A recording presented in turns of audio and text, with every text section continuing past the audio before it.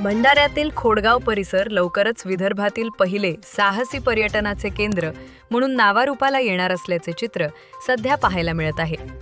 भंडारा जिल्ह्यातील मोहाडी तालुक्यातील प्रसिद्ध खोडगाव अर्थात मांडेसर परिसरात विदर्भात प्रथमच साहसी पर्यटनाच्या विविध उपक्रमांची सुरुवात करण्यात आली आहे।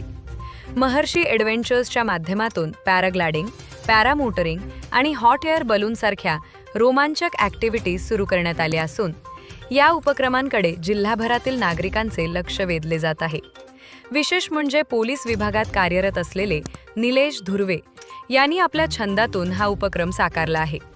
निसर्ग सौंदर्याने नटलेल्या या परिसरात युवकांसह कुटुंबीय आणि पर्यटक मोठ्या संख्येने दाखल होत आहेत। या साहसी उपक्रमांमुळे स्थानिक युवकांना रोजगाराच्या संधी उपलब्ध होणार असून भंडारा जिल्ह्याला साहसी पर्यटनाच्या नकाशावर नवे स्थान मिळेल असा विश्वास व्यक्त केला जात आहे।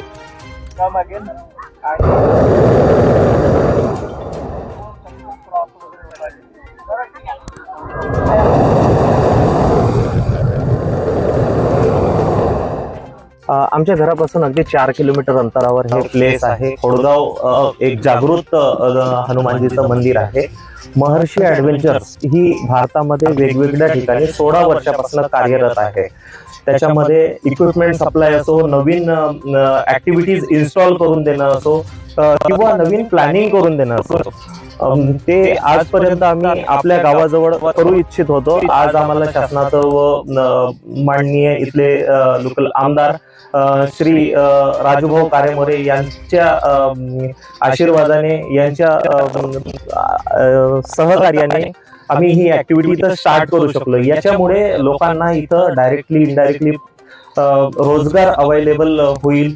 त्याच्यानंतर या पूर्ण क्षेत्राचं या अशा सुंदर ॲक्टिव्हिटीजमुळे एक ग्रोथ होईल, याचं डेव्हलपमेंट होईल, लोक येतील। आता आजूबाजूला पाहू शकता लोक फिरायला येत आहेत, बरेच दुकानं लागलेले आहेत इथं।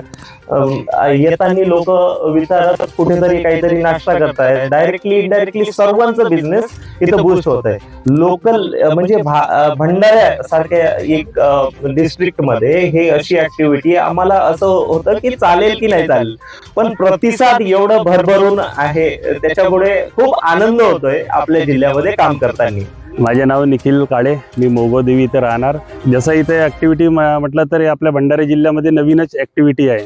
ॲक्टिव्हिटी म्हटलं तर इथं पॅराग्लायडिंग केलं आणि जॉर्बिंग बॉल आणि या लगेचच नदी लागून आहे, या नदी लागूनच इथं पण काही ॲक्टिव्हिटी सुरू केलेलं आहे।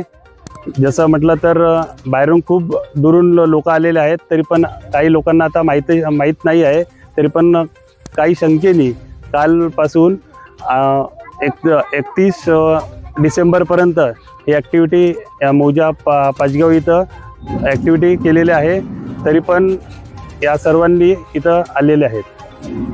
परिसरातील अशाच ताज्या व महत्त्वाच्या बातम्यांचा आढावा घेत राहण्याकरिता लोकराज्य चॅनलला आत्ताच सबस्क्राईब करा।